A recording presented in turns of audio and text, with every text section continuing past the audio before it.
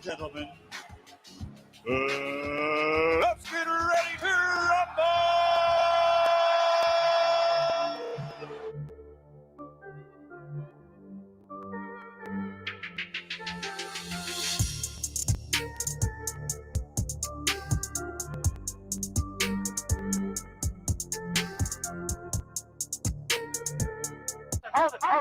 Hold it, you're not that pretty. I'm a bad man. I shook up the wall. I shook up the wall. I shook up the wall.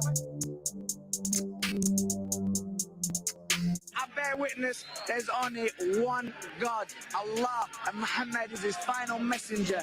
That's what I said, Larry, on the bungle fight. Thanking you. They call me the problem, but you could call me the can man, because anybody can get it. Africans, Americans, Dominicans, Mexicans, anybody can get it.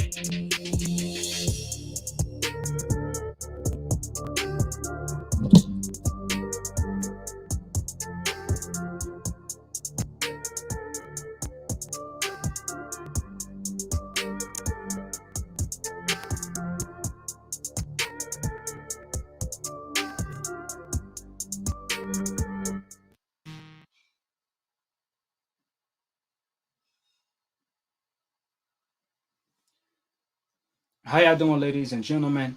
Welcome to another edition on Blow by Blow. Obviously, Gervonta Tank Davis scored an 11th round TKO over Barrios. Floyd Mayweather had told Gervonta Tank Davis that your equalizer is your power. And that's why he was pushing Gervonta Tank Davis to get the knockout, because obviously you don't know how the scorecards, you don't know how the judges were scoring the fight. I had Gervonta Tank Davis up by that point because after the fourth round, he pretty much took over and scored 2 knockdowns. But like I said before, you never know with the judges. So Floyd Mayweather told Gervonta Tank Davis the right thing, because that motivated Gervonta to go out there and score the knockout. So what was your overall take on the fight? And were you impressed by Gervonta tonight? I thought it was a very entertaining fight. Like Floyd Mayweather said, if it wasn't for his power, I would have had Barrios winning very comfortably. So, because prior to that 8th round knockdown, it was a really close fight. Not even that, I had Barrios up by like a few rounds. But yeah, I totally agree with Floyd Mayweather. It was a good fight. I honestly don't know how I feel about it, because I still don't consider Mario Barrios as a real title holder, because he is a regular, WBA, and I don't. It had to been like a fighter like Lomachenko that he knocked out like that. I would have been cool, but it's Mario Barrios, which is a good fighter. I'm not taking anything away from him, but it had to been just another opponent that was top tier. I would have been more impressed. But it was a good fight overall. I take nothing away from both fighters. It was really good. Well, it's one thing to, say that after the fight, but before the fight, obviously a lot of people were picking Barrios to win. A lot of champions, a lot of trainers, and even the fans, they were claiming that Barrios was too big, too strong for Gervonta Tank Davis. And we saw signs of that during the fight.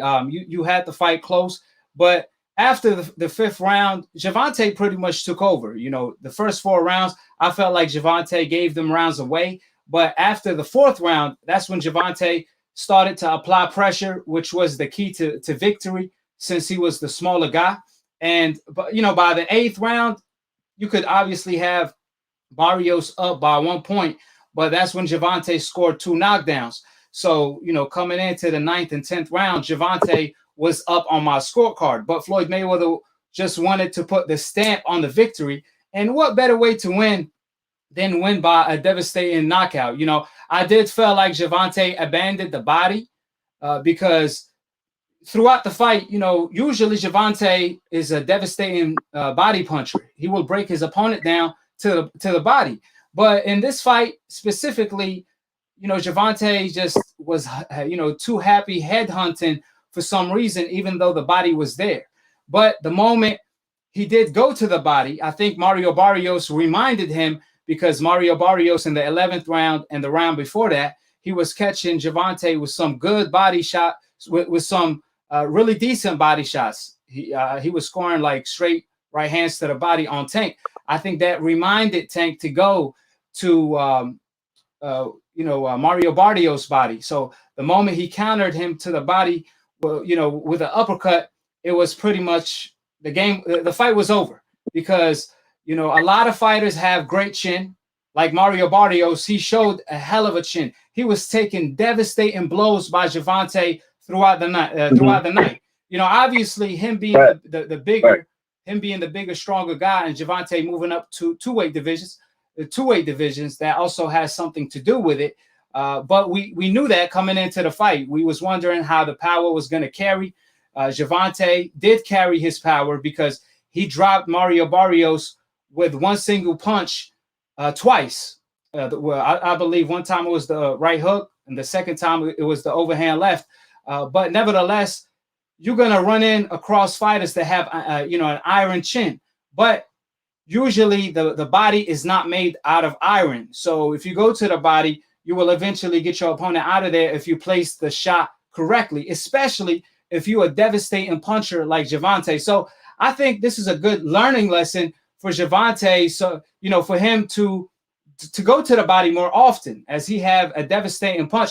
I felt like he could have got Mario Barrios out of there in the 8th round if he actually went to the body in that round. He obviously got the killer instinct, but I truly believe if he went to the body when he hurt Mario Barrios in the 8th round, I truly believe he would have got him out of there and fulfilled his prediction. Nevertheless, he still got him out of there in the 11th round. It was a very exciting fight, and Mario Barrios has nothing to be ashamed of. He a warrior. He went out like a warrior. He fought back like a warrior. So I think his stock didn't drop. Usually when fighters lose their undefeated record, obviously the stock will drop. But for Mario Barrios, this was, the biggest fight on the biggest stage. He showed heart. He showed that he's a warrior. So I could see him bouncing back. But if I'm being honest with you, Mario Barrios is a good fighter. He was the WBA regular champion. He was also undefeated and never been dropped before. So that alone, that Gervonta moved up 2-weight divisions and stopped a fighter that never been stopped before, that's highly impressive to me. When do you call, I know you don't sound like you were too impressive. Were you? Were you impressed or you wasn't impressed? Oh yeah, no, I'll take it back. I may have came up as kind of like disappointed of the fight, but prior to the fight, I already knew that Mario Barrios was a great fighter. He was undefeated, like you said. He never been dropped before until this fight. So my bad if I came out kind of like discrediting him in this type of way. But no, I actually think it was a really good fight. But yeah, my bad. That's your opinion. That's your opinion. No, I just want to get your take. That's all. Because I wanted to ask you. I wanted to ask you when. Can you recall the last time a fighter moved up 2-weight divisions to fight an undefeated champion and knocked them out? No, I don't. And that's why. No, that was a good performance. It's actually really good. And that's what I'm saying. That's what makes it impressive, because on my video I just dropped on the review for the fight, which I'm gonna leave it in the comment section below. It's funny because you're obviously a Canelo fan. It ain't no secret. And there was a Canelo fan that was saying, he said in the comment section, "Oh, you guys discredited Canelo when he fought Rocky Fielding, and he moved up to fight a regular WBA champion just like Gervonta did." But the difference is when Canelo Alvarez moved up to fight Rocky Fielding, first of all, he had better fights on the table. Second of all, the fact that Rocky Fielding was already knocked out in the first round by Caleb Smith, that wasn't that big of a win because he already been knocked out in the first round before Canelo Alvarez fought him. And on top of that, Canelo only moved up 1 division, and he already fought at 164 against Chavez Jr. as well. So it's no comparison when Canelo fought Rocky Fielding to when Canelo fought Mario Barrios, because of, like I said, Mario Barrios is a Mexican warrior. A lot of Canelo fans will say that the best fighters in the world are Mexicans. I disagree, but if that's the case, Rocky Fielding wasn't a Mexican at the end of the day. Rocky Fielding was just another European fighter. And there's no doubt about it. Canelo Alvarez is the European assassin. But Gervonta, he fought a Mexican. And we already know Mexican fighters are the second dominant race in the sport of boxing throughout the history of the sport.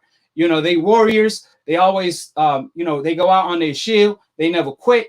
Majority of them. So the fact that Gervonta moved up 2 weight divisions to fight a Mexican undefeated champion, that was highly impressive. Wouldn't you agree? No, I definitely agree. I agree 100%. And my man, he said the best fighters of all time are black. Stop it. Well, that's what I'm saying. The second best are Hispanic, specifically Mexican, but the first best are black, from Muhammad Ali, Roy Jones Jr., Sugar Ray Leonard, Sweet Pea Whitaker, Floyd Mayweather, and the list goes on and on and on. But nevertheless, let me get your take on. Let me get your take. Hold on.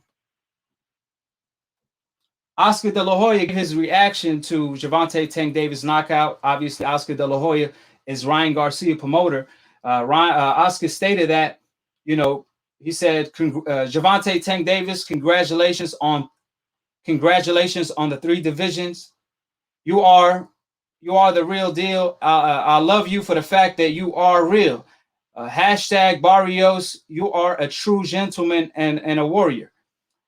So obviously, Gervonta Tank Davis, he received a lot of high praise from Oscar De La Hoya throughout his career. But what's your thoughts on Oscar De La Hoya comments? I mean, Oscar De La Hoya can give all the praise he wants, but until he sets up that Ryan Garcia fight, it really don't mean nothing. I mean, it's cool that he's giving out respect, and as he should be, but that's only going to take you so far. I mean, that's all I can really take from that. But I really want to see Ryan Garcia, his boy, against Tank Davis, like as they were supposed to fight. Well, Ryan was supposed to be fighting Gervonta Tank Davis tonight, but he was obviously trolling Tank. But one thing for sure, and 2 things for certain: Ryan Garcia anxiety went up watching Gervonta Tank Davis knock out Barrios, because a lot of people even said that Barrios is a bigger, stronger version of Ryan Garcia. He could fight in the inside, something Ryan shies away from doing. He shells up when a fighter takes it to him. Also, Mario Barrios has a better jab, and we saw it on display tonight. And I could guarantee you Mario Barrios had a better chin, or has a better chin, than Ryan Garcia. Wouldn't you agree? No, I definitely agree. Because, I mean, you've seen Ryan Garcia get dropped by Luke Campbell. He's not even a puncher. So just imagine what Tank would do to him. So if Ryan Garcia fights Gervonta, how would it end, in your opinion? It's clear, a knockout by Tank Davis. Probably by round 7, 8. Yeah, clear knockout. I was under the impression. I was under the impression that Ryan is your boy.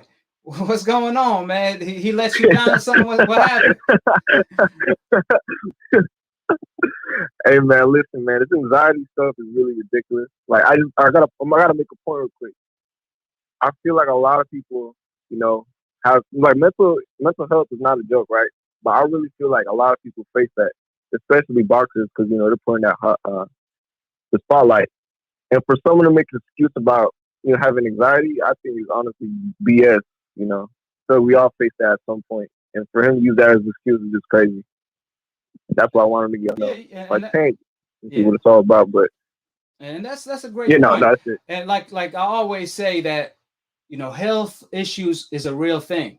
I actually have a family member that has health issues, and I know what it's like when you have health issues. You cannot deal with people tuning in. You cannot deal with the pressure, so on and so forth. But it's one thing for, like I said, a fighter, a person that never boxed a day in his life, to claim he got anxiety the moment he steps into the ring for the first time, because he's not used to people watching him, fighting or performing, period, right? But when you have a person like Ryan Garcia who already performed at the highest stage, Ryan Garcia, if I'm not mistaken, he fought as a co-main event for Canelo versus Kovalev. That's one of the biggest fights. That was one of the biggest fights of the year. So for Ryan Garcia to fight on that big stage in front of a big crowd and score a knockout, anxiety can't be that big of a deal for him because he already performed under the bright lights.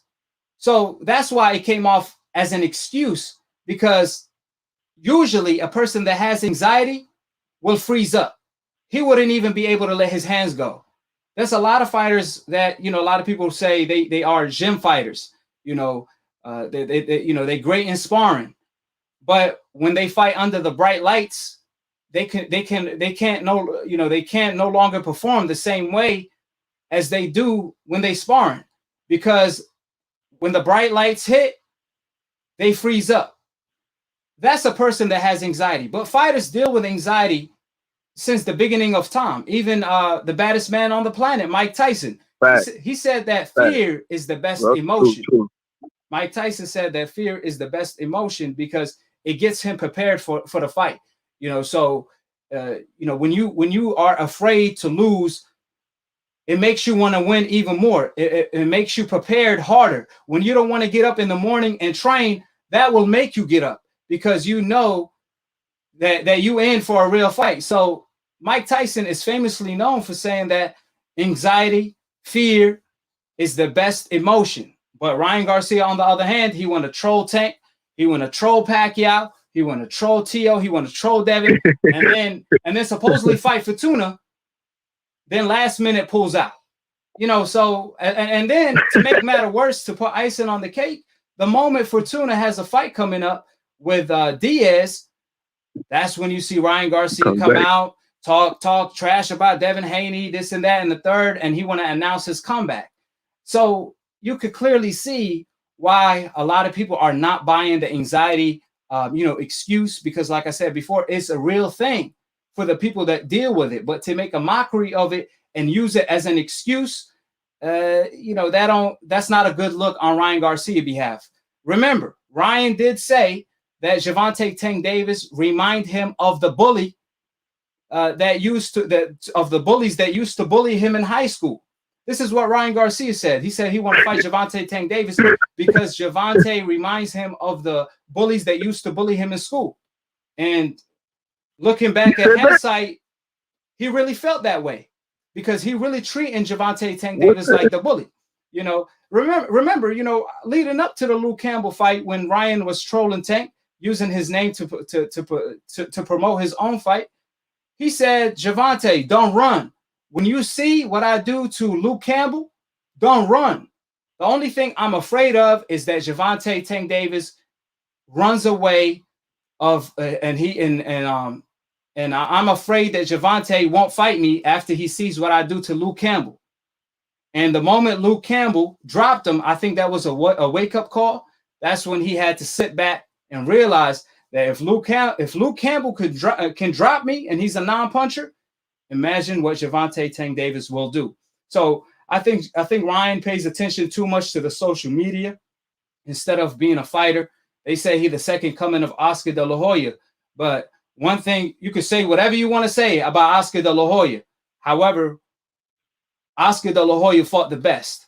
Win or lose, he fought the best.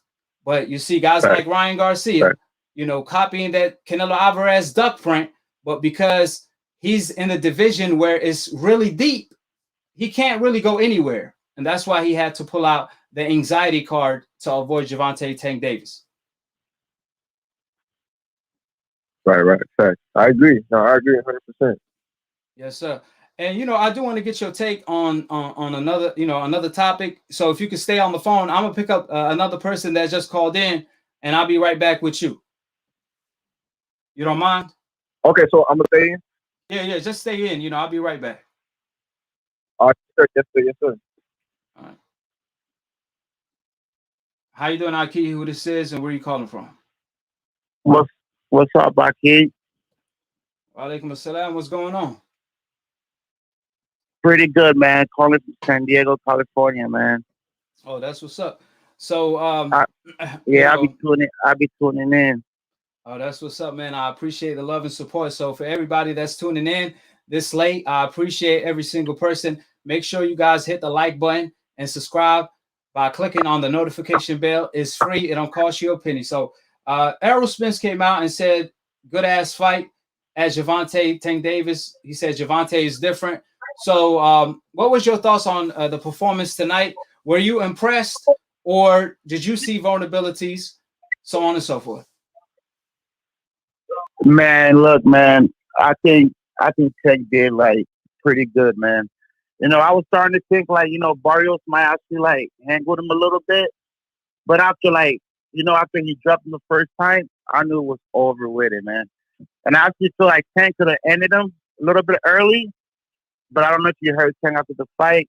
He said he was kind of nervous to go in because he didn't want to get knocked out. But overall, I think he did great, man. Yeah. Well, he was fighting a fighter that was bigger than him. And obviously, Barrios, for the people that don't know, he stopped 10 out of his last 11 opponents. So he could punch. He might, obviously, Gervonta displayed an iron chin because he took some punches from Barrios. Barrios actually hit Gervonta on more than one occasion clean. And Gervonta just walked through He all of did. that.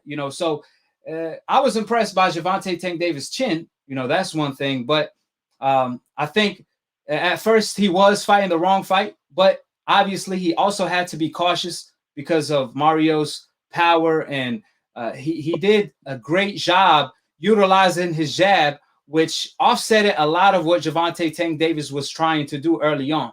But I think Gervonta was trying to fill him out. That's why it took him 4 rounds to start opening up. But in the 8th round, I do agree with you. I think he could have got him earlier.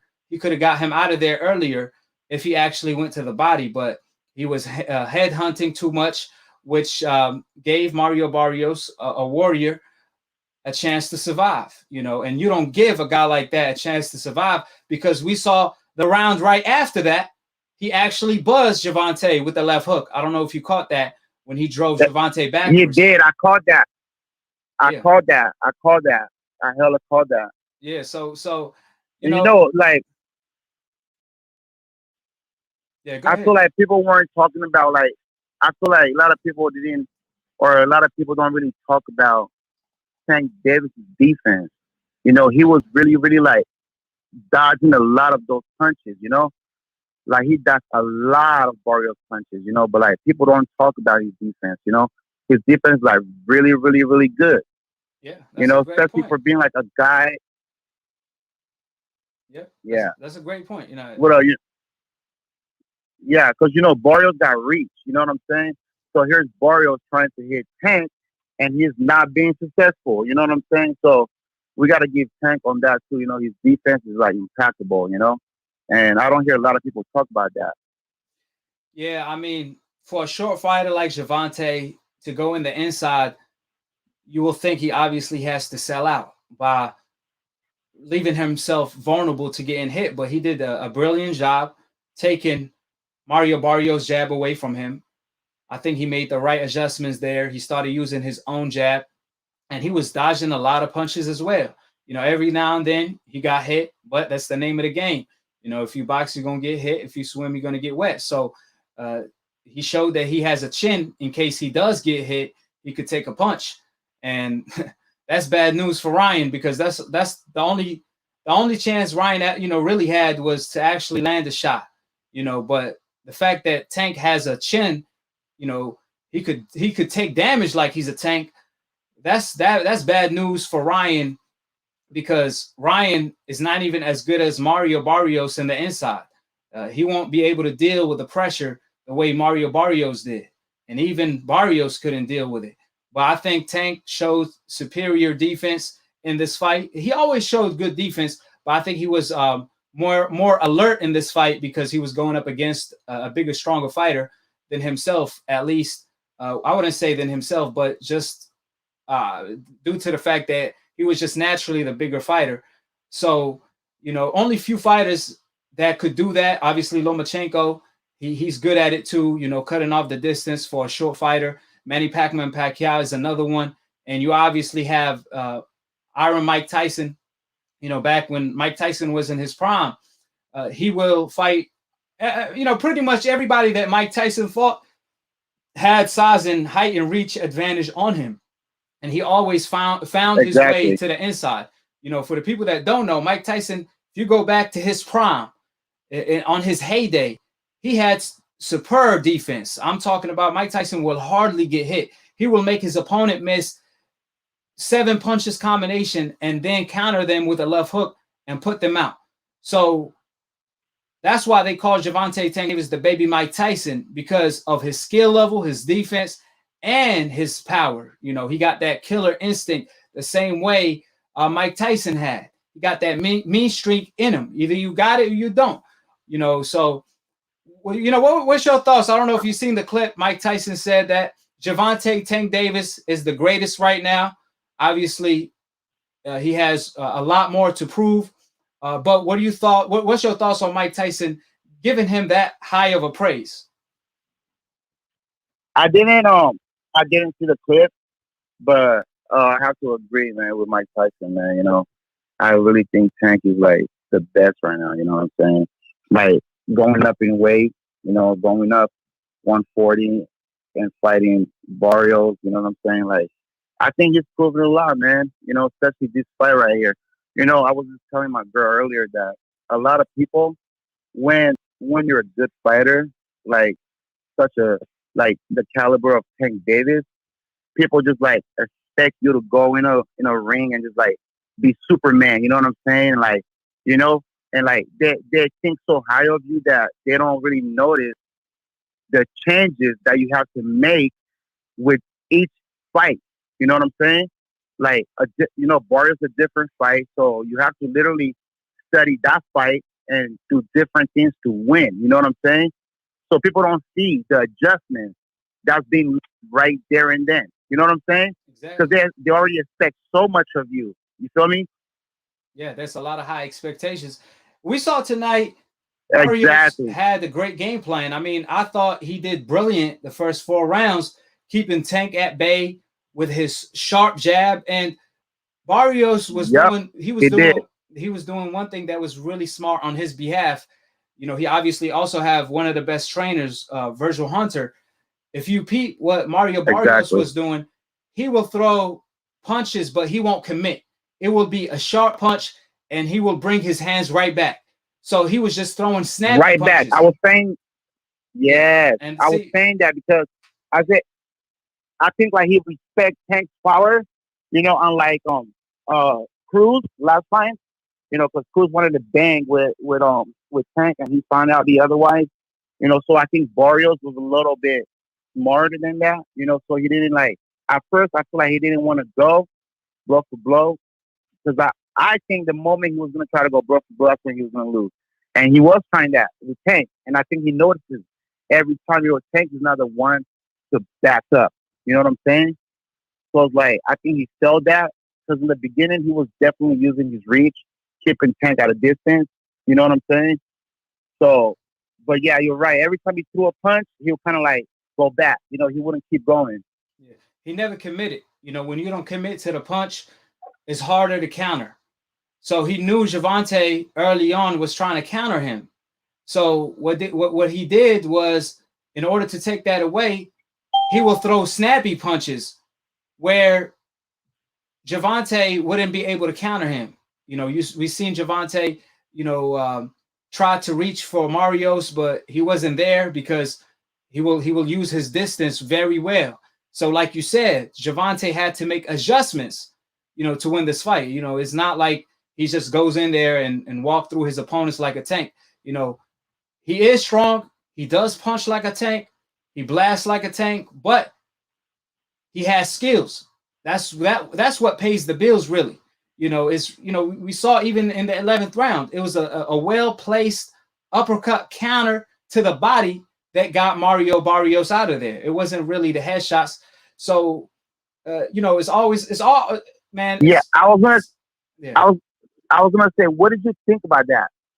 Because you know, like I heard him talk. You know, he's usually like hits you in the face. You know what I'm saying? So that he does that so much that he didn't even think the body could have been, the shot that got him out of there. And then I guess his trainer was telling him two to the body, one to the face, and then boom.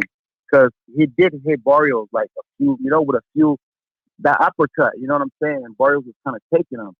So, like, what did you think about, you think like he's going to be doing that more often from now on to the body? Yeah, Gervonta always been a great body puncher, but I think he's just, for some reason, he abandoned the body work, even though when you fight a taller fighter, you have to chop the tree down.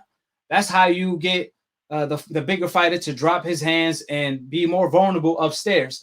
But the fact that he abandoned the body early on, it gave Mario Barrios, Mario was able to gauge Tank better because Gervonta wasn't going to the body or committing to the body like he should have. But the fact that he scored the knockout thanks to the body shot, I think that's going to be a learning lesson for Gervonta Tank Davis to know that you're going to fight fighters with iron chin, but these fighters don't have an iron body. That body shot, a well-placed body shot will hurt anybody. It don't matter who you are.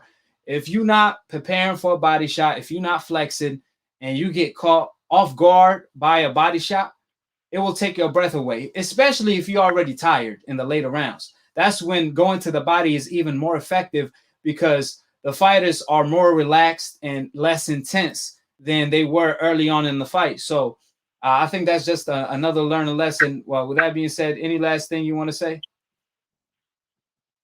Yeah, man. I just want to say one more thing about Ryan Garcia. That guy's definitely a coward. By coming out saying that he would have slept. He would have slept Devin Haney. You said it best, man. How are you gonna knock him out? You couldn't even knock out your own anxiety. So I definitely agree with you on that, man.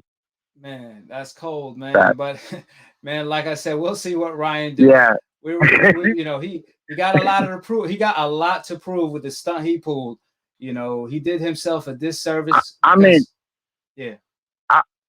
I lost a lot of respect for him, man. You know what I'm saying? The fact that, going to the Mike Tyson podcast, talking about 2 rounds, baby. 2 rounds, all I need. 2 rounds. And then doing what do you call the dance? Bachata or pachata, whatever he was doing, you know what I'm saying? And then what do you do after that? Take a fight with Manny Pacquiao, you know what I'm saying? Take a fight, you know what I'm saying? Oh, you fans, I'm sorry, but I got a bigger fight of my dream, Pacquiao. And then what do you do after that? Drop that fight, and then goes after Javier Fortuna, and then a week later, drop that fight because now he needs to fight his mental issue. But all of a sudden, Devin Haney wins. He didn't lose, wins, but got clipped, and then all of a sudden he comes out of the depression, and now he's ready to do the slept Devin Haney. So I don't know. I think that guy just needs to just get on Instagram, start doing the little video, the dances, TikTok videos or whatever, Yeah, I mean, I think he learned from that because now he didn't react to Tank. But I don't think he had anything to say where he could criticize Tank. Now, it's one thing if Tank, lost or anything like that, you will see Ryan come out and say something. But the fact that Tank, he knocked out his opponent, he had nothing to say because he knew what time it is. I don't know if you noticed. Exactly. Gervonta actually forced Ryan to delete his Twitter. Ryan Garcia had. He stated in an article. I read an article where he said and admitted. Ryan said that Twitter is just there's too much going on, too much hate. So he don't want to deal with all the hate and the backlash. Is I forgot what he said exactly. But the main thing is he pointed out that he had to deactivate his Twitter because it was taking a toll on him, which I found that very interesting. I find that very interesting because it was Ryan Garcia who came out and stated that his Twitter was deleted because he mentioned something about God, which is crazy because you will see Twitter never deletes anybody account because they mention anything about God. So that was obviously a story he ran with to justify why he deactivated his Twitter since he was dealing with a whole lot of backlash, So I'm gonna make a video on that, and once I find the article, somebody did send it to me. But anything else you want to say? Yeah. One last thing, man. Yeah, I fuck with your show, your channel. I appreciate what you do, man. I'm a big Boston fan. So just keep, just keep Yes, doing what you do, man. man. You got support from San Diego. Oh yeah, and I do want to end it with one thing. If you're scared to go to church with a person, it's definitely Ryan Garcia, man. So I mean, I just want to Man, that's cold, man. That's cold. That's a one good love, one. brother. That's a good one. That's a good one. Appreciate you, brother, man. I appreciate the love and support. Thank you. One man said, being scared as a person, go to church. That will be Ryan. How you doing, Aki? Who this is and where you calling from? Can you hear me? Yes, sir. Yeah, man. I was calling in because that fight, that was a good ass fight, bro. With Davis and Barrios. I'm not gonna lie, I was going for Gervonta because he's the home team. But I was I don't know what I forgot what round. I think it was the seventh round or eighth round when Gervonta knocked him down 2 times. If you know what I'm saying. And in my head, bro, I was like talking to Barry. I was saying, bro, please, because I wasn't going for it, but I was just saying, like, bro, please do not let him beat you. Like, fight, get back up and go get some balls. Because recently we've been seeing Canelo fighting most of the time, and I just don't like how they go in there with Canelo, and it's like they go there to lose. Like, I hate that shit. Like, even if Canelo paying the niggas off to lose, it's like, bro, grow some balls. Like, just fight. Like, be a man. You know what I'm saying? Because sometimes I feel like boxing probably can't continue, but I feel like sometimes when they going against punches like David, they just give up sometimes. Like, they don't even give themselves a real chance. So I was glad and I wanted Barrio to pressure him and maul him and show him like, nigga, I'm a man too. You know what I'm saying? I like to see stuff like that. I don't like when they just willingly lose because a dude a big puncher or some shit like that. I hate that shit. But um, when the stoppage happened, in my opinion, I was like, I don't know if Barrio wasn't receptive, but I guess because he got knocked down multiple times, but I don't know. It seemed like he could probably go on. Because I think he got up at like 8, but the ref didn't even try to give him or see if he was receptive. I feel like that was kind of picky, and I thought that people was gonna say that that stoppage was kind of weird. Because if you look at the stoppage, the ref looked like he wasn't even trying to stop it, but he stopped it like subconsciously type shit. Like, it didn't seem like he was actually trying to stop it. It was weird. But Well, let me say this. I don't even know what Gervonta didn't stop him with the body shot. He actually stopped him afterwards with a couple headshots. It was Mario Barrios. Yeah, that's what I'm saying. When he stopped. Yeah. My bad. It's a delay. That's why it's like I'm talking over you. Talking over. What you saying? Yeah, I was just saying that Gervonta, when he hurt him to the body, when you get hurt to the body, it's a little different because you can't really recover as fast as when you get hurt by a headshot. When you get hurt by a headshot, you could clear your head, but when you get hurt to the body, you just fold. Like, for the people that don't know, you have a hard time to breathe. You have a hard time to breathe. You can't move your body. It's like your body freezes. So I think the referee saved him because when he got caught with that big blow, he saw that Mario wasn't as responsive. He wasn't responding well. So he decided to go and stop the fight because once he got hit with a big shot, he folded. So when he folded, he was open to get hit by some devastating blows. He wasn't in a position to defend himself. And I think the referee did him a favor to stop the fight because, he wouldn't have. He probably did do it. Yeah, it wouldn't have ended. Yeah, he well. probably did. One thing I give credit to Mario Barrios for being a warrior. You mentioned Canelo and his opponents. Yeah, do you like to see that? Yeah, I mean, like for example, Canelo opponents, he fights a lot of Europeans, and they almost like come over. They don't do nothing, man. They come over here to sell their oath to Canelo. They don't do nothing to try to fight them. So like they just come over here to sell their oath to Canelo Alvarez, and they a lot of them quit in the process, but Mario Barrios, he's cut different. He a Mexican warrior. He not European.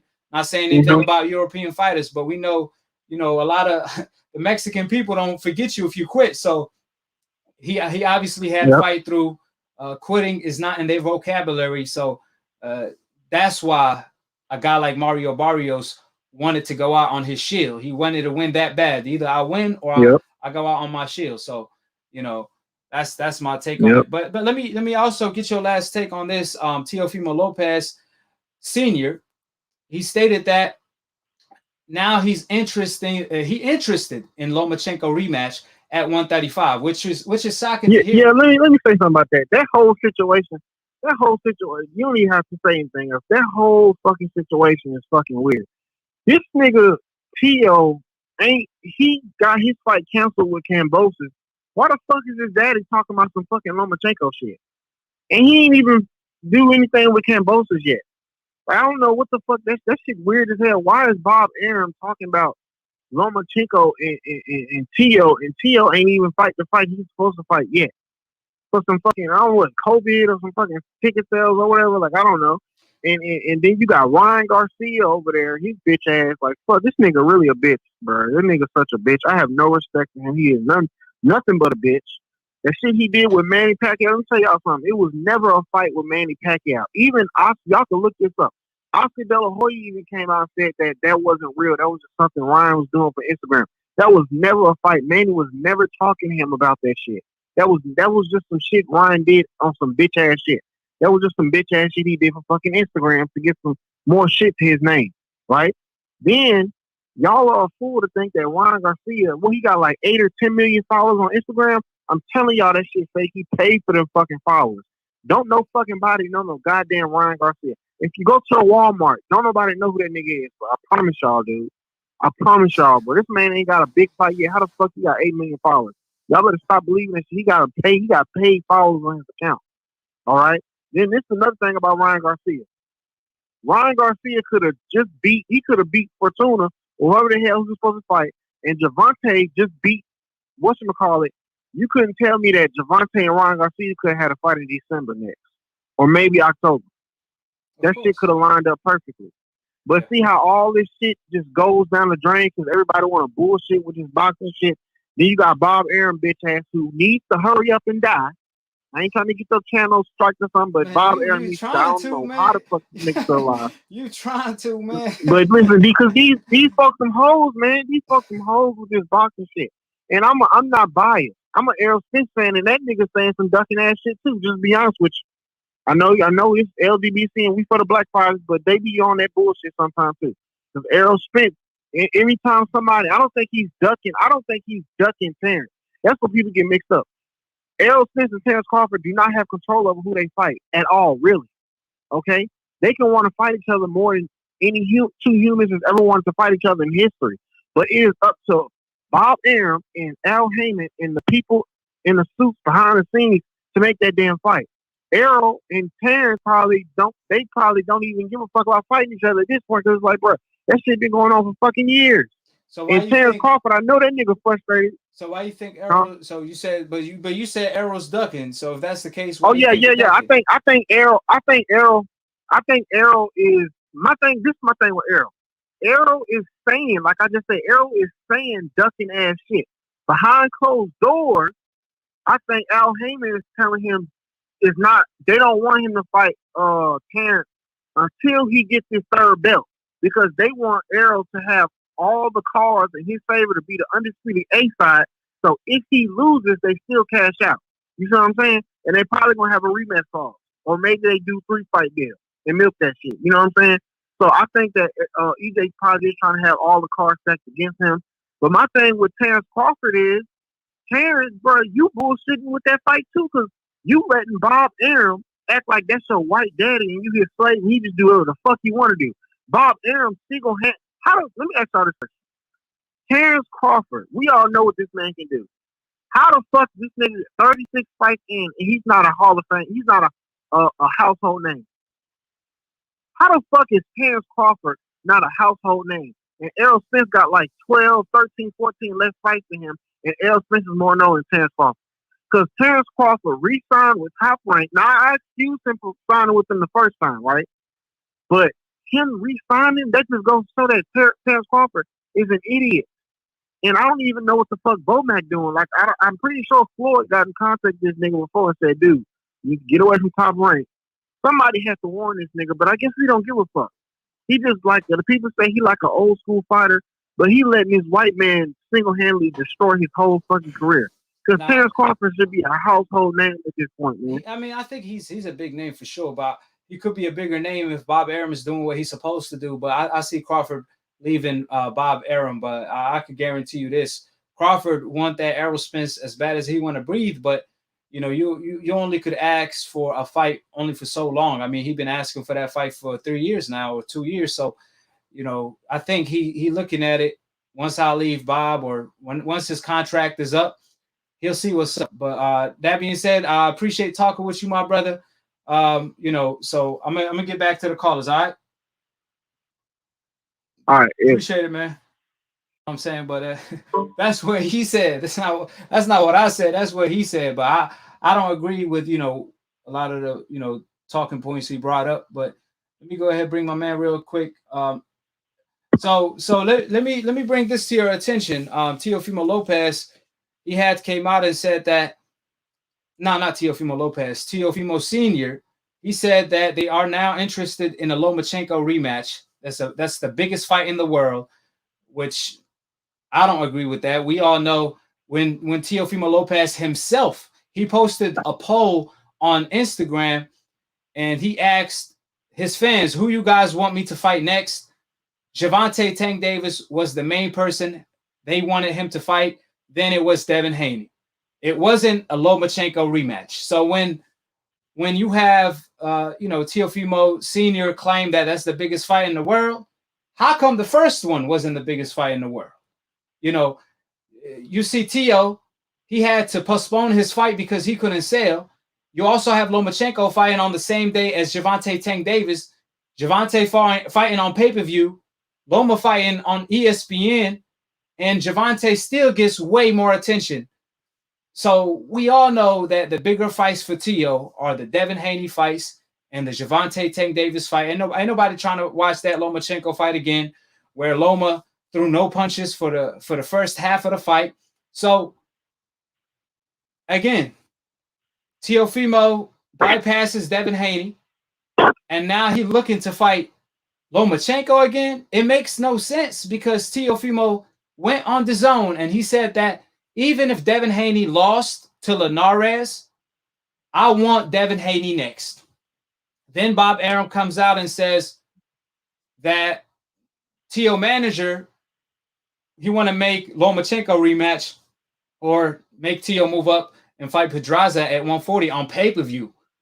But the whole fight that the world's been asking for, that Teofimo and Bob Arum been promising the fans that they're going to deliver, the Devin Haney fight, they just dismiss it.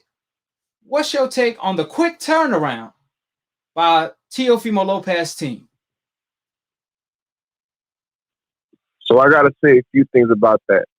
First, I disagree with the performance that Lomachenko showed this night. When he stopped Nakatani, I think the rematch will actually be very good. I think it will actually be really good. However, personally, me, I'm not a big fan of rematches. I want to see fighters fight new fighters because, you know, it's a new thing. But I feel like this mostly has something to do with the promotional thing with Teofimo and Lomachenko both being in Top Rank. And also, I'm not sure if you noticed or listened to this, but in the interview recently, Bob Arum said that they were going to compensate Teofimo highly, like really good. And that includes, you know, the pay-per-view and the new contract. So I don't know if it has anything to do with the promotional thing, but that probably explains the reason why he's going to fight Lomachenko. Well, as far as Lomachenko performance, I still think that's a good fight. Yeah, I mean, that's a good fight. Lomachenko, he looked. We're not going. Yeah, Lomachenko looked good tonight.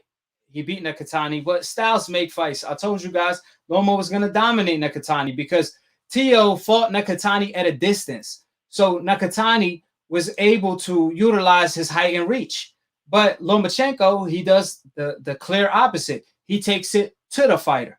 So he took the height and the reach away from Nakatani. And we know one thing about Nakatani, he can't fight in the inside. So as soon as he take his reach away from him, he's vulnerable. If you saw the fight tonight, he, one thing Nakatani that he was doing well, he went to Lomachenko body, but as soon as Nakatani missed a punch, you see Lomachenko close the gap. As soon as Nakatani misses a punch, you see him backing up in a straight line. So when Nakatani like threw a right hand and he missed it, or a jab and he missed it, and Lomachenko slipped it, you see Nakatani trying to get away from Lomachenko by backing up in a straight line.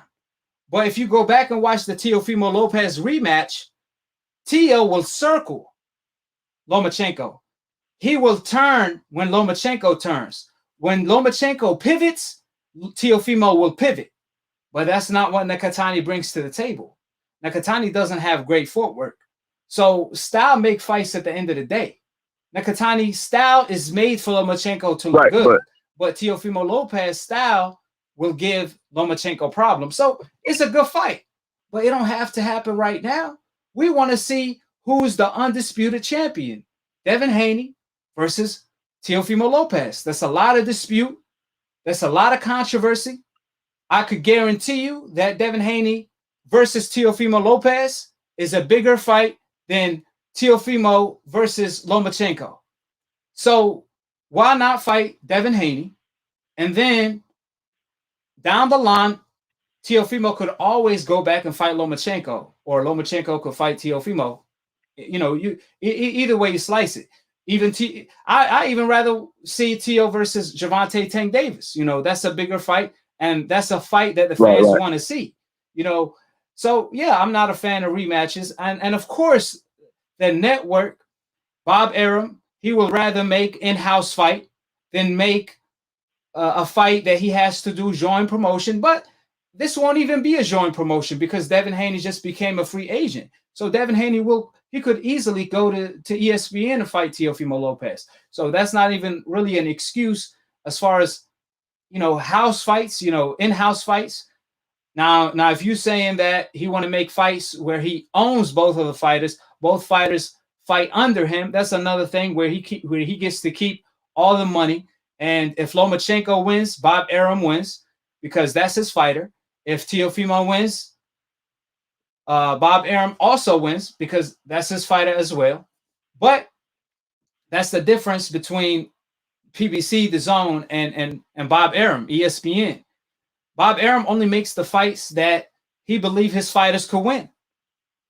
However, you see The Zone, you see PBC, even if their fighter, has a chance of losing the fight, they're willing to take the gamble. But you see Bob Arum, he's not willing to take the gamble. So that's bad for the sport.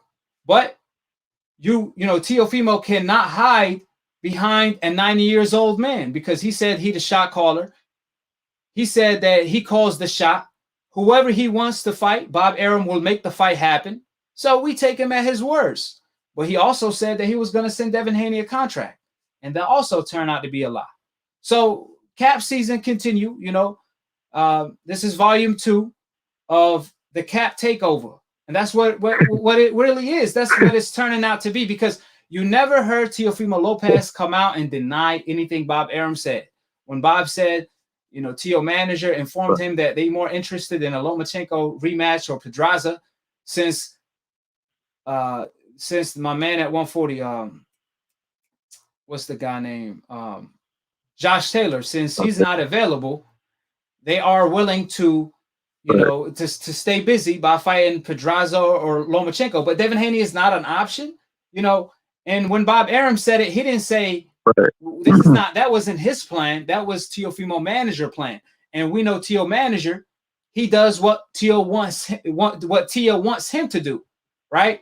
So at the end of the day, Teo is the boss, supposedly. And Teo said he wanted Devin even if he would have lost to Linares. Well, guess what? He beat Linares. And you promised the fans you're going to fight him next. Teo said he want his head. He going to put him in the dirt. You don't talk trash. You don't talk shit. And then go hide behind a 90 years old man. Mind you, Teo never denied anything Bob Arum said. So it's like he's fine with that protection. He's fine with that Bob Arum protection. Just like he was fine with the WBC franchise protection, the witness protection. that was given by the WBC, where he's paying sectioning fees in order to receive that protection. So there's no excuses, because even if Bob Arum doesn't want the fight, well, guess what? Bob didn't want Teofimo to fight Composis on Triller, but Teo did it anyway. So Teo, like he said, he could make the Devin Haney fight happen. He could force the Devin Haney fight happen. He could force the Devin Haney fight to happen. You know how that is? You know how he could force it?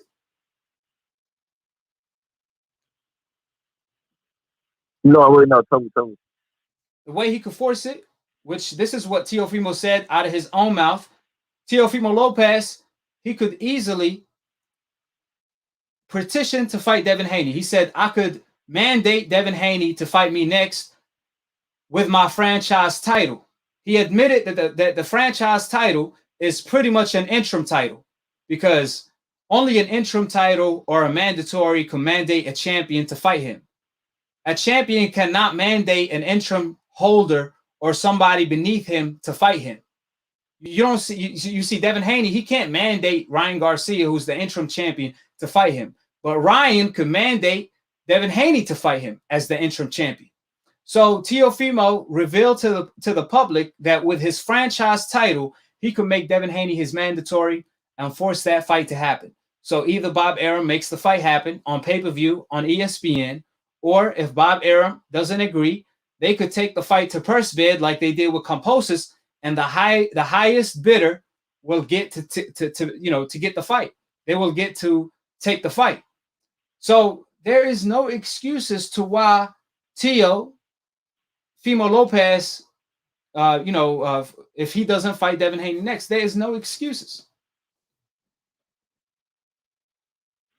Right, yeah. So I got a couple things to say about that. First off, it's clear as day that the fight that Teofimo Lopez should fight next is Devin Haney. Clearly see who's the real undisputed, the lightweight.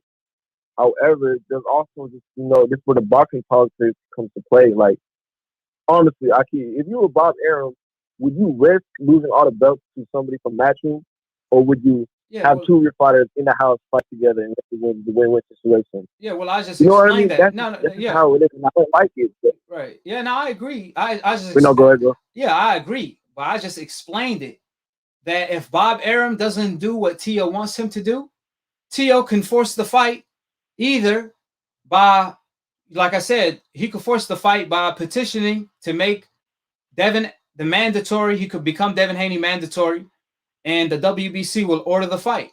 So if Bob Arum doesn't make the fight happen, guess what happens? The fight goes to purse bid. And if Bob Arum doesn't bid the highest, if you don't put the highest bid in, other networks get to pick up the fight, like Triller, DAZN, and even PBC. Whoever bids the highest money. So guess what? Why would he risk that, though? Why would he risk that? Risk what? Why would he risk putting his fighters in the purse bid against someone that's not in top rank? Yeah, but that's not Bob Arum's decision. That's not Bob Arum's decision. That's Teofimo's decision. He could put him against Lomachenko, though, right? Like, yeah, I know. I'm saying but you keep talking about Bob Arum. I keep telling you, Teo could mandate his position as he could mandate Devin Haney to fight him, since he got the franchise title. So that's above Bob Arum will. Bob Arum got nothing to do with that. I'm telling you ways Teo could actually force the fight. Okay. You see what I'm saying? So there is no excuse. Yeah, even if Bob doesn't want the fight, there is no excuse for Teo not to fight Devin Haney if he really wanted to fight Devin Haney to begin with. But we know that's not the case, because they over here talking about anybody else but Devin Haney. Right. But Bob Arum only has so much power, right? Because that's where the WBC comes to play, and he can force the mandatory, right? Yep. You okay. You see what I'm saying? So you think Bob Arum wanted Teofimo to fight Composis on Triller? Well, I mean, you're right. Yeah, that's true. Yeah, so that's why you took it to purse bid. That's what I'm saying. You take it to purse bid. If Teo can mandate the Devin Haney fight, take it to purse bid. If Bob Arum doesn't want it, and he could force the fight.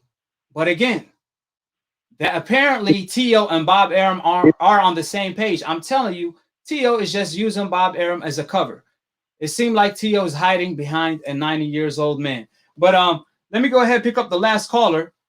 And if you want to wait on the line, you know, I'm gonna get back. I'm gonna get right back at you. Yes, sir, yes, sir. Yeah. How you doing, Aki? Who this is and where you calling from? Yo, AKHi, what's going on, man? It's your boy Demetrius, man, from DC. Oh my man, you know what's going on with you? Go ahead, tell me how you feel because I got a topic for you real quick. We can get straight to the topic. I mean, they pretty much covered all angles of the fight. I just tuned in like about 30, 40 minutes ago, so I don't know if y'all pretty much discussed it, but I'm assuming you already talked about the Tank fight. Yeah. He looked pretty sharp. I think he was getting caught a little every now and then. He like in probably like the first 4 or 5 rounds, it took him to probably figure out how to get away from that. It's like a delayed jab kind of. I don't know how to describe it. Like Barrios' jab is like, I don't know if it's deceptive, but it was kind of sneaking in there a little bit. Like he kind of figured out how to get up underneath that as the fight went on, and he started getting his way. Yeah. Yeah, well, let me throw this topic right at you. I really want to talk to you about this topic. Teofimo Lopez Sr., he came out and said that reacting to the Gervonta Tank Davis TKO win over Mario Barrios, he said, this guy fighting for the regular belt. We fighting for the real belt. We got the real belts. We will knock out Gervonta Tank Davis in 4 rounds. Tank is dead meat to us. They will never fight us. He also mentioned in the past that he the A side, Gervonta Tank Davis is the B side, and he ended it by stating he not gonna hit us with that uppercut. Obviously, he didn't watch the fight because Gervonta Tank Davis actually dropped Mario Barrios with right hooks and overhand lefts, you know, and he stopped him with an overhand left. Right. So Gervonta is not a one trick pony. You know, he's not a one-dimensional fighter. He's a fighter with different attributes, different dimensions. He could do it all. He could box. He could bang. He could fight in the inside. He could fight mid-range. He could fight long range, right? So the uppercut is not his main weapon. An uppercut is just another weapon on his, on his arsenal, in his toolbox. So when he says, he's not gonna hit us with that uppercut, he making it seem like all Gervonta does is throw uppercuts, which I found that very funny because, like I said, Gervonta dropped a fighter 2 weight divisions bigger than him, Mario Barrios, with the right hook, with one punch.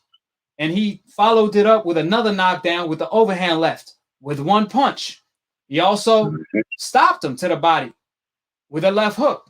So he has different tools in the toolbox, So what's your take on his comments? And then, obviously I'm going to follow up.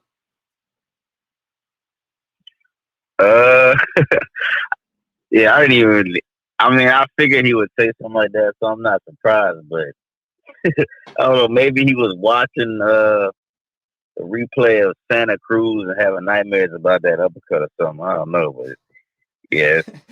Well, it's kind of funny that they would use it as an excuse. That's funny you say that. That's funny you say that. But let me add this. Remember, when Tank was fighting, I don't know if he already fought Leo by that time or didn't fight Leo before then. I don't think he fought him by that. Did Leo and Tank fight before Lomachenko and Tio did last year? Do you know? Do you remember? What do you mean? You mean did he fight Leo before Tank fought Loma? Yeah. I think that he fought after. No, okay. I think Tio fought Loma first. Okay. Remember? Yeah. After Teofimo Lopez, after he beat Lomachenko, during the press conference, the post-fight press conference, he said, Gervonta, you keep fighting smaller guys. What are you doing? Fight somebody your own size.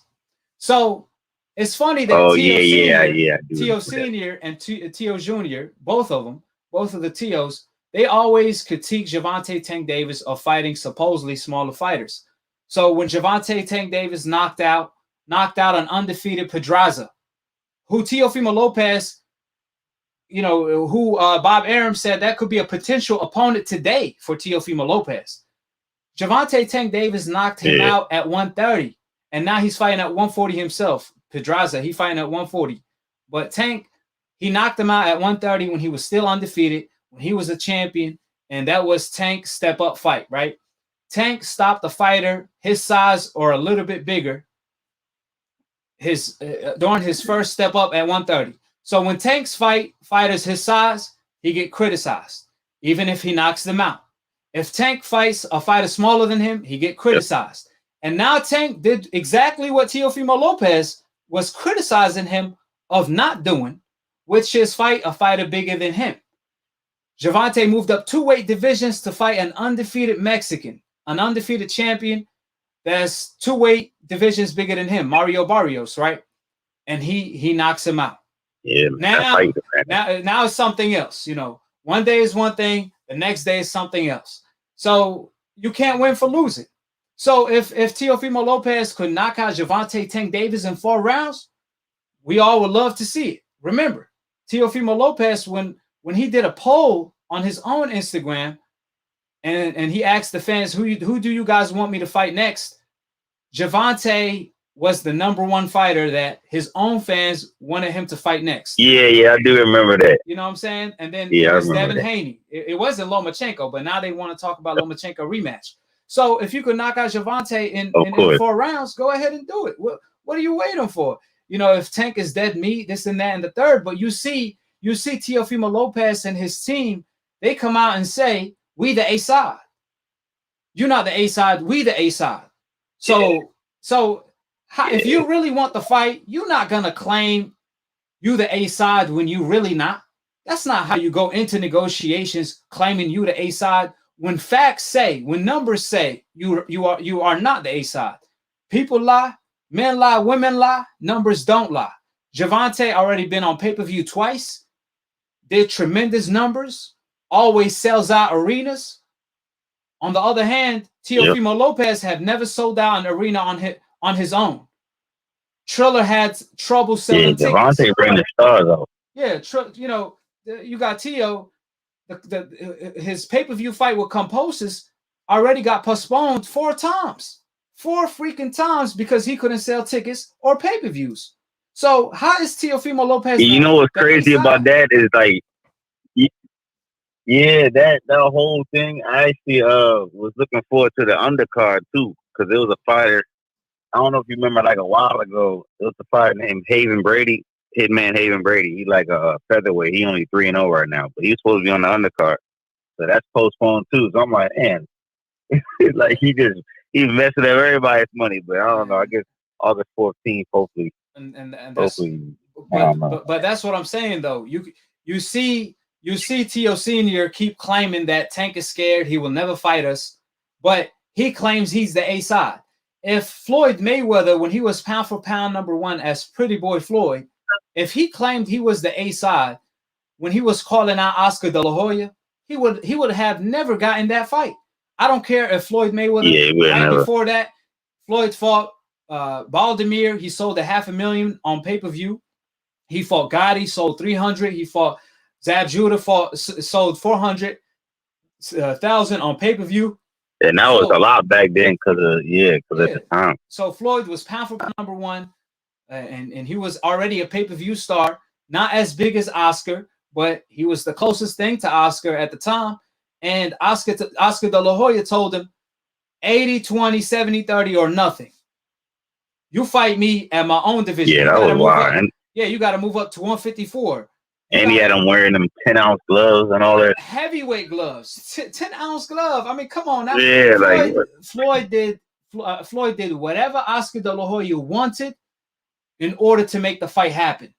Floyd didn't say, I'm the A side when he wasn't the A side, because Oscar De La Hoya, not because of his wins or because he was pound for pound over Floyd. No, Floyd was pound for pound #1. But it was the fact that Oscar De La Hoya had a bigger name. He was the A side because he sold more pay-per-views. The same scenario, the same situation between Gervonta he was a man Teofimo back then. Lopez. Yeah, Oscar De La Hoya. That was Floyd Mayweather coming out party. When he beat Oscar De La Hoya, he became the Money Mayweather. He became the shot caller. And after that, he was always. Wasn't that when he switched his name after that? That's exactly when he switched. Wasn't that around the time when he switched? Yeah. Yeah, he switched Floyd Mayweather. Pretty Boy Floyd to Money Mayweather. Yeah, Floyd Mayweather actually snitched his legal name from, he switched. What was it before? I don't even know, but he switched it to Money Mayweather. So the first, I don't know his actual. Yeah, I just remember he went from Pretty Boy to Floyd around that time. It might have been right after. Or, So yeah. So Floyd's middle name is actually Money, right? So it just shows you. Yeah, I ain't even. If you really want the fight, if you really want the fight, you're gonna play your position.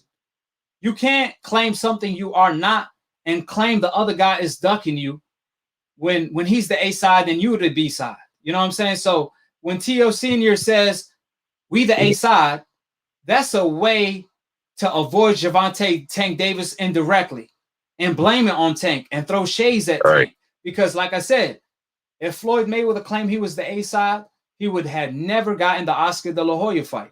You got to play your position. You can't claim the same outpricing yourself. It's like, it's like when he was like, "Give me $10 million to fight Devin Haney." He's like, "All right, you have never made $3 million, but you're gonna ask for $10 million though." Yeah, at the time he haven't made $2 million. So it just shows you. Right. And then they turn around and say Devin Haney is outpriced. He's gonna outprice himself.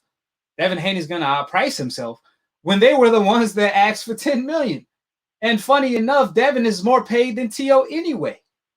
Devin gets paid $3 million a fight, fighting Gamboa and Linares. On the other hand, T.O. got paid $1.25 million. That's the thing that goes under the radar too, because he's the youngest champ. Yeah, like people act like Devin Haney is like so like, oh, he has a fight. He's like he's still the youngest out of all of them. If you like, he's still the youngest champ. They don't like the fact that he's like, he kind of owns his own destiny in a way, even though he's 50-50 partners with his own, but it's still, still Devin Haney Promotions, and at least he has control and has say over what he wants to do for the most part. Like Devin said, I think that's the reason they try to keep him quiet. Like Devin said, he talks to the network directly. He don't talk to the promoter. Right. He talked to the network directly. He knows what's on his plate, so he get 100% of the revenue. That's why he make a lot of money. So that is a great point. Devin Haney has more followers on Instagram than T.O. Devin Haney got 1 million followers, almost doubling the Teofimo Lopez followers on Instagram. Devin Haney is the more popular fighter overall. He's more paid, and he's younger, right? He's the youngest, highest paid athlete in the sport of boxing. He's also his own promoter, which is unheard of at 22 years old. But you got Teofimo Lopez, claiming he the A side over this guy, claiming he even over Tank. How can you claim you the A side over Tank, who sells out arenas? That's even crazier because it's like Tank is already pay-per-view. Like it's like damn, like it's. I don't know if that's even worse than he claims the A side over Haney, because like at least Haney, like you can make the argument that Tank is definitely more popular at this stage than Devin Haney. Of course, taking talent and who you think you would win out of it, like popularity, like that's probably even crazier than that to say you the A side over Tank. That's what I'm saying. And it's funny. Devin told Teofimo, you could have the A side. I don't care about the A side or the B side. You still gonna lose. So Devin don't care about the A side or the B side. He told Tank. He just want to fight Teo. But you see Teofimo Lopez knowing he's the B side. He want to hold on to his, claim he's something that he's not. So again, for Teofimo Lopez, who keep postponing his fight, from what I heard, Teofimo is about to fight on Oscar De La Hoya undercard on September 11th. So this man done went from a main event to a co-main event on pay-per-view. So he can't even sell a pay-per-view on his own. He can't even sell out. He can't even sell tickets. And this is facts. This is nothing personal. I'm just stating facts at the end of the day. So you mean basically that the August 14th date for Triller is like they're gonna scrap the whole event or just move the couple main events around? No. They're gonna postpone that fight again to September to have Oscar on the card in order to sell the card, according to Triller. That's the plan. Yeah, that's right. So it just makes it worse for T.O. because they already postponed this fight on 4 different occasions because he can't sell tickets or pay-per-view. But he want to claim he's the A side over Gervonta Tank Davis, who already been on pay-per-view twice and sells out arena. Been selling out arena since he was 22. So you could it's just laughable, you know. And like right, I said, it's a lot of smoke and mirrors. People on the undercard had to schedule tune-up fights and stuff. Like people got to rearrange their flight schedules and all that. Yeah, there's a lot of smoke. Like, what if people went on vacation a little early? Yeah, Imagine all the people that went on vacation, that booked the tickets, that booked the hotels. Because when you go to the fight, you don't to wait to the last minute. Like wait to the last minute. Because it's like you knew you didn't want to fight him 2-3 weeks ago. At least at the bare minimum, give 2-3 weeks in advance or something. Like, don't wait literally the week of the fight. Yeah, I mean, imagine like days before. Imagine all his fans that actually booked the hotels. Now that went to waste, you know, that wanted to see the fight. I mean, it's not a good move on T.O. behalf, but he want to claim he the A side over someone that he's not. So if you say you the A side over a fighter when you are not, then you truly don't want the fight. Then you truly are the one that's avoiding the fight. And I think Floyd Mayweather made the hell of a mistake when he told ESPN, when they asked Floyd, can we get the T.O. versus Tank? Floyd responded by saying, look, man, Bob Arum, at the end of the day, they got to recognize us. They got to recognize us as the A side. They want too much. They always want too much on the negotiations table. They don't want to recognize Gervonta as the A side. That's not how you do business. You do business with numbers. You don't do business with false promotion, claiming T.O.'s undisputed when he's not. That's not how you do business. You do business by numbers. Who's bringing in more numbers? Okay, well, you're gonna get this much amount of money. How many numbers you bringing? Okay, well, you're gonna get this much money. That's how you handle the split. You don't handle the split based on false promotion, claiming T.O.'s undisputed, and even though he's not claiming T.O. he's the A side when he's not. That's not how you do business. But I do want to get your take, on, Errol Spence responded to Canelo Alvarez. Canelo recently came out and said that he can't move down to 160. He said he don't want to move down to 160 to fight Errol Spence. So he don't want that. He don't want Errol Spence to move up two weight divisions to fight him at 160. He want him to move up 2 weight divisions and a half to fight him at 164, at a catchweight at 164. So Errol Spence responded by saying he can't go down to 160. He said he don't want to go down to 160. Wait, what Errol Spence say? Yeah, but Canelo said he don't want to go down to 160. But Errol responded. He said he not tripping about that Canelo fight. If it comes, it comes. If it doesn't, it doesn't. He said at the end of the day, he already actually given up a huge advantage to Canelo, moving up 2 weight divisions to fight him. So he said at the end of the day, he's going to continue doing what he's doing. He not chasing the Canelo fight. If it comes, it comes. If it doesn't, he ain't tripping about it. And that's the right mindset to have. Shit, you gotta, if you don't know your worth, obviously they're gonna, they're not going to value you as much as you're worth if you don't know your worth. So you got to move very calculated, because you see Canelo Alvarez, he could make 160. He started his career at 147. Yeah, like that's crazy. He fought at 154 before. He fought at 160 not too long ago. A couple years ago, he was just fighting at 160. I was about to say he just got to 168 recently. It hasn't been that long. It's only been like 2 years or so. Yeah, so I don't know how long, but it's recent. I think Errol Spence should do the right thing by moving up correctly anyway. Once he's done with 147, move up to 154, get comfortable, then move up to 160. That's the best way to handle it. And if Canelo want to fight at 164, then fight Jamal Charlo at 164. In all reality, he should be fighting Jamal Charlo at 160, since he gave up his belt. Only a fake champion gives up his belt to his mandatory.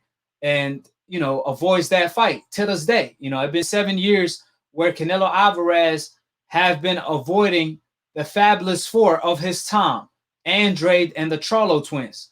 That's like Hagler, Hearn, Duran not fighting each other, or like, let's say if Canelo was in their time, he avoided all of the Fabulous Four of his time for 7 years. This is what Canelo Alvarez is doing today, which is ruining his legacy and his reputation, because he is the European assassin, the undisputed pound for pound number one against Europeans, the number one pound for pound cherry picker. I mean, this man will fight Avni Yildirim coming off a loss, but he won't fight, and he want to justify it. Oh, that's my mandatory. But when Charlo was his mandatory, he gave up the belt. So again, Canelo Alvarez, if you're not gonna fight Andrade, if you're not gonna fight Jamal Charlo, at least fight Errol Spence at 160. I was saying Errol Spence need to try to do a catchweight at 157, because he's moving up 2 weight divisions, and that's a big jump. Yeah, that's a lot when you start getting heavier. Like, because what Gervonta did was impressive, but it starts getting even trickier when you get up closer to heavyweight. Like, going from 147 to 160 ain't no joke. Yeah, the weight divisions there's a bigger separation. Like, for example, from 135 to 140 is 5 pounds, but from 140 to 147 is 7 pounds, and it get bigger the more you move up. So Errol moving up to 160 is already a huge disadvantage. So I was under the impression Canelo going to satisfy Errol Spence by moving down to 157 and doing a catchweight at 157. But he want Errol to move up to 164? He want him to move up 3 weight divisions? Yeah. Come on, man. That's laughable. That's laughable. Like I said, it's like, you can't be about 160. It's like, yeah, man, that's laughable. At it's least, like if I leave my phone in your car and you live like an hour away, and you're like, all right, drive 48 minutes and I'll drive 10 to 12 minutes and I'll meet you here. You're like, Dad, you can't drive an extra, like, can't meet me halfway. You're like, nah, you drive 58 minutes and I'll just go around the corner to the gas station and meet you. Exactly. Like, damn, That's a great like, analogy. you want them to come all the way up there. Yeah, great analogy. Shit, Canelo trying to move to another house far away and have you drive over there too. That's what Canelo doing. I mean, it's crazy. Like I said, he making crazy demands coming from the catchweight king himself, Canelo. He made up his own division. Remember 155? He was fighting everybody at 155, and now he don't want to move back to 160 to make the biggest fight for himself. It just shows you this is a further proof that Canelo only fights European. If you look at his last 5 opponents, they all been European fighters, coming off bad performances. Yeah. You know what I'm saying? And that's the duck print Canelo follows. Remember, Canelo Alvarez lost his contract, $365 million for 10 fights for cherry picking Avni Yildirim, where DAZN told him, you're going to have to give us a better fight. We're not going to pay you $33 million to fight Avni Yildirim. Canelo insisted. And what did he do? When they wanted him to fight a real fight like Andrade, and they offered him $40 million to fight Andrade, he went and fought someone else for less money instead of fighting Andrade for undisputed for $40 million, his highest purse till this day. You know what I'm saying? So we see this pattern. I'm still waiting to see that fight. Yeah, and we see Canelo tells Andrade, you will never get the fight. You a horrible fighter. You want payday. Even though Andrade is more paid than Canelo last 3 performances. Andrade is more paid than Canelo last 3 opponents. He more paid than Avni. He more paid than Caleb Plant. He more paid than Billy Joe Saunders. He's more paid than Caleb Smith. But Andrade won a payday. However, Avni didn't. And like I said, Canelo lost his contract cherry picking Avni in the cherry pick of the century. Who does that? Who loses their contract cherry picking a fighter? And then it turned out to be that Canelo is now making less money than when he was with DAZN exclusively. Canelo made $15 million against Billy Joe Saunders guaranteed. But he turned down $40 million guaranteed to fight Andre for Undisputed, and they have similar style. Billy Joe Saunders get tested for steroids. He fine with that. He fight him. But the clean fighter Andre, he don't want to fight him. You know, so we see this pattern by Canelo where he only want to cherry pick certain fighters, European fighters, and avoid the black undefeated American fighters, Charlo, Andre, and even the undefeated Mexican fighters, Benavidez, where Canelo stole his belt by requesting to fight for Benavidez belt against Avni Yildirim after he turned down 2 offers to fight Benavidez for that same WBC strap. You know, so we constantly see the pattern where Canelo Alvarez is cherry picking these Europeans while claiming he the best. How can you claim you the best where you only fight European fighters? You never fight black fighters that's undefeated, nor Mexican undefeated fighters. The last time Canelo fought an undefeated black American fighter was Floyd Mayweather when he lost to Floyd 9 years ago. And now he want Errol Spence to move up to 164? Man, it's a darn shame. Yeah, because Canelo spent more of his career. He's been at it like around 147 to 154 more of his career than he has been at 168. So I don't know why he's acting like it's such a big deal to go down to 160. Because he want to put Errol Spence at you just getting to 168 recently in your career, like so. Yeah, he want to put Errol Spence at a disadvantage, where Errol is in a lose-lose situation. Where, I mean, how many pounds is that? That's 20. That's like 21 pounds. 21 pounds. Yeah, that's crazy. Yeah, that's and because at least going from 147 to 160 is tough, but it's like he can still manage it. He can pull it off. That's why you don't want to. It's like still like, all right, he can still beat me if I do this. And remember, Canelo when he was at 150, when Canelo was at 154. Remember, he used to rehydrate to 180. When he fought Amir Khan at 154 or 155, he rehydrated to 180. So if he fight Errol at 164, he's gonna rehydrate to 200 pounds. So Errol Spence is going up against a cruiserweight. Yeah. You know, but again, if you want to fight Errol at 164, fight Jamal Charlo at 164. Fight Andre. That's what I was thinking.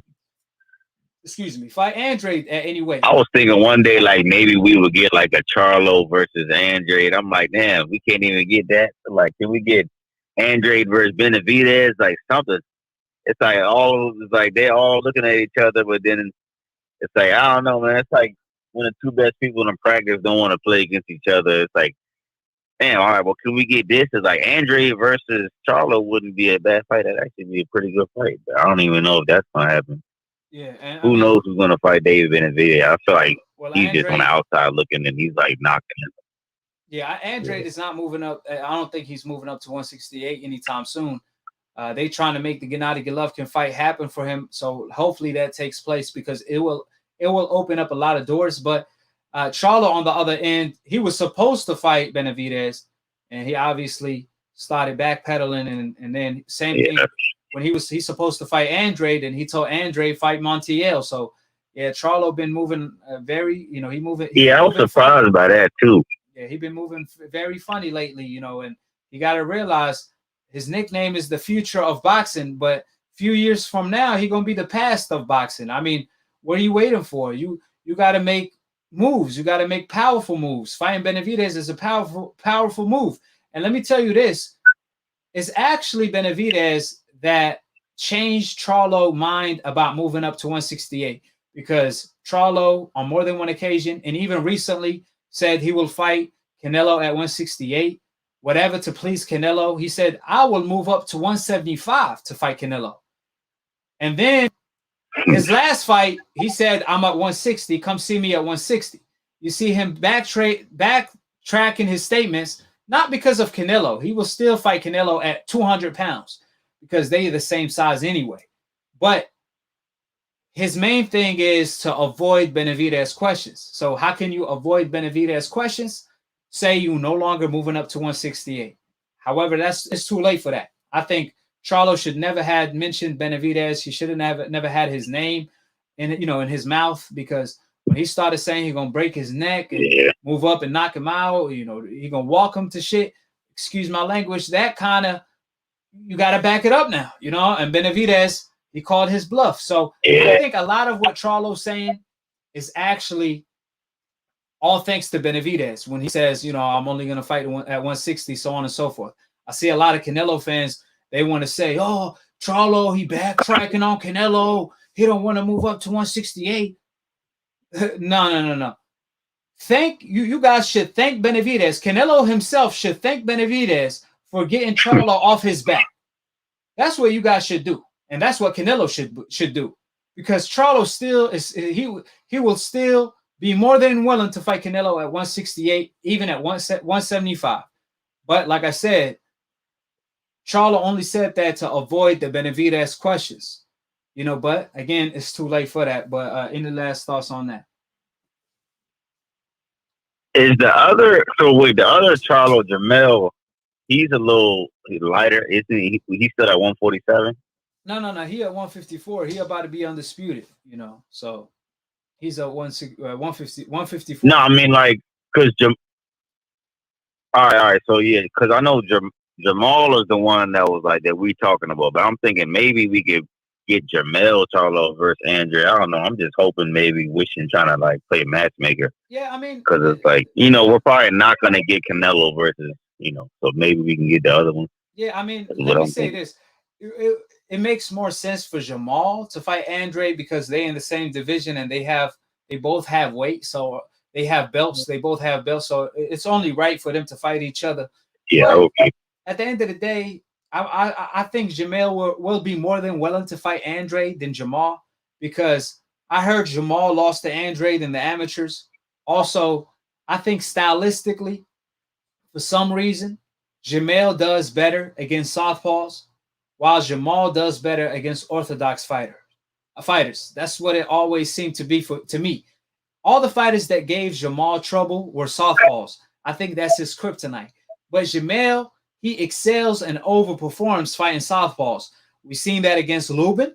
We've seen that against a lot of southpaws, actually. He just knocks them out. You know what I mean? Like, and remember, he sparred he sparred Lara, who's a mover, and he spars Errol Spence, who's a come forward southpaw. So he got the best of both worlds, sparring them and stuff like that. So I think Jamel has a better chance of beating Andre than a Jamal, because stylistically he likes southpaws more than Jamal.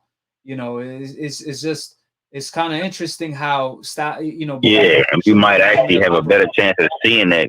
Like, as the more we look at it, it's like it's kind of fading. That Jamal versus Andre is kind of fading away. I don't know. I'm not liking the back and forth I'm getting. Like you're saying, I was surprised that he said that. He's like, he's like, go beat the dude I just beat. I was like, damn, he said that like you just beat like a great, like, no disrespect to Montiel, but like, not like you beat like a great fighter. It was like people were shocked that you didn't stop him. I mean, everybody gets tired. I was a little surprised too, though. I'm not gonna lie. I didn't think. I thought he would regain, you know, he catch a second win, but it's kind of like he was just kind of gassed for the last few rounds. I think. But yeah, I don't know, man. But we'll see. Yeah, like you said, he acted like he beat a Benavidez or something. You know, I mean, it was Montiel, a fighter with 4 losses. Recently, Jamal Charlo came out and said that Benavidez don't bring nothing to the table. Andre, he don't really bring anything to the table. And I'm like, really? He bring his belt, his undefeated record. Right. He called him a horrible fighter or something like that. He's a 2-time world champion. It sounds like a horrible matchup.